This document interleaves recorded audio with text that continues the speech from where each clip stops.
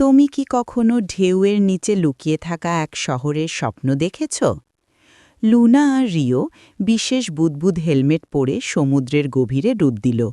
নিচে নিচে আরও নিচে তারা সাঁতার কাটতে কাটতে নামতে থাকল, যতক্ষণ না একটা ক্ষুদে নীল প্রাণী, যার নাক জলজল করছিল, তাদের সামনে এসে অভিবাদন জানাল। ওটাই ছিল ল্যাম্পলিপ। লুনা ল্যাম্পলিপের পিঠে চড়ল, আর রিও তার লম্বা চুল আঁকড়ে ধরল, যা সমুদ্র ঘাসের মতো ভাসছিল।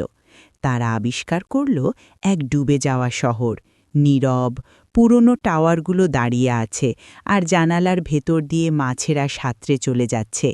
হঠাৎ পিপ নামে এক পরী দেখা দিল এবং ফিসফিস করে বলল, এখানে কিছু দরজা এখনও কাজ করে।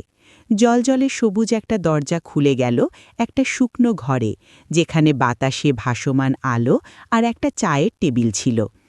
একটা চায়ের কাপ কথা বলল, তাদেরকে বলল শহর ছাড়তে হলে একটা পড়ে যাওয়া মুকুট খুঁজে বের করতে হবে। কিন্তু ঠিক তখনই জানালার পাশ দিয়ে এক বিশাল নীরব ছায়া চলে গেল, ল্যাম্পলিপ। আলো ফিকে হয়ে গেল, আর সে ফিসফিস করে বলল, ও দেখছে। এরপর কি হবে জানতে আমাদের চ্যানেলটি সাবস্ক্রাইব করো।